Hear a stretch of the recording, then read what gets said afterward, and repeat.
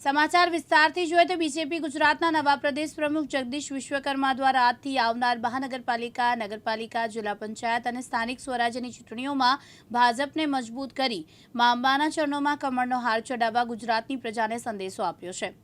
રાજ્યમાં દરેક જગ્યાએ કમળ ખીલાવવામાં ક્યાંક ને ક્યાંક રહી ગઈ છે, ત્યાં કમળ ખીલવી કમળના હારની અંદર કમળ પોરવવાનું કામ સૌ કાર્યકર્તાઓએ કરવાનું છે તેવો સંદેશો આપવા ગુજરાત પ્રવાસની શરૂઆત કરી છે।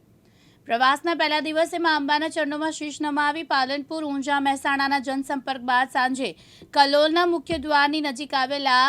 આંબેડકરની પ્રતિમાને પુષ્પાંજલિ અર્પણ કરી હતી। આજે જે પ્રમાણે નવા નિમાયેલા પ્રદેશ પ્રમુખની કલોલ મુલાકાત હતી એ સંદર્ભે અમારા દર્શકોને આપણા ગુજરાત પ્રદેશના નવનિયુક્ત પ્રમુખ સાહેબ પ્રદેશ પ્રમુખ શ્રી જગદીશભાઈ વિશ્વકર્મા આજથી અંબાજીથી શરૂઆત કરી અને પાટણ, પાલનપુર, મહેસાણા, સિદ્ધપુર, ઊંઝા અને છેલ્લે કલોલ આવી અને ત્યાં આગળ અમારા કલોલ હાઈવે પર જેપી ગેટ ઉપર આવ્યા। ત્યાં આગળ અમારા ભાજપના બૂથ કાર્યકરો, બૂથ પ્રમુખ, કાર્યકરો, કાઉન્સિલર મિત્રો, ડેલિગેટો અને અમારા ભાજપના તમામ કાર્યકર્તાએ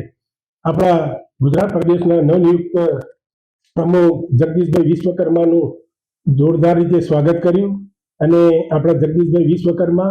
જે બૂથ પ્રમુખથી જે ઠેઠ અધ્યક્ષ સુધીની જે એમની આ યાત્રા હતી એમના પર સંપૂર્ણ રાષ્ટ્રીય નેતૃત્વ વિશ્વાસ મૂકી અને જે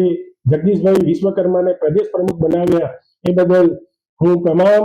ભારતીય જનતા પાર્ટીના કાર્યકરો વતી અને કલોલ 38 વિધાનસભાના નાગરિકો વતી અમારા ગુજરાત પ્રદેશ અધ્યક્ષ જગદીશભાઈ વિશ્વકર્માને ખૂબ ખૂબ હૃદયપૂર્વક અભિનંદન આપું છું।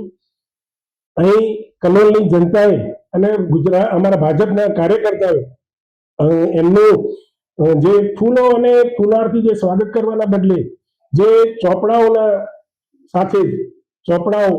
જે વિદ્યાર્થીઓના કામે આવે એ હેતુસર અમારા જગદીશભાઈ વિશ્વકર્માનું અભિનંદન પાઠવી એનું સ્વાગત કર્યું। જે રીતે જીએસટી રિફોર્મનો સંદેશ આજે આપ્યો છે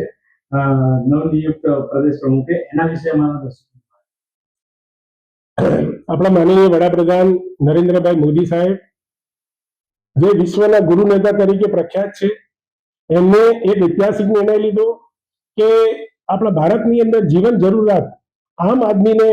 જે જીવન જરૂરિયાત વસ્તુઓ પર 0% ટેક્સ લગાવી અને ભારતની જનતાને, મધ્યમ વર્ગને, ગરીબ જનતાને ખૂબ જ રાહત આપી છે। એ બદલ માનનીય વડાપ્રધાન નરેન્દ્રભાઈ મોદી સાહેબનો ખૂબ ખૂબ અભિનંદન આપીએ છીએ અમે સૌ। અવકાશ બારોટ, દિવ્યાંગ ન્યૂઝ, ગાંધીનગર।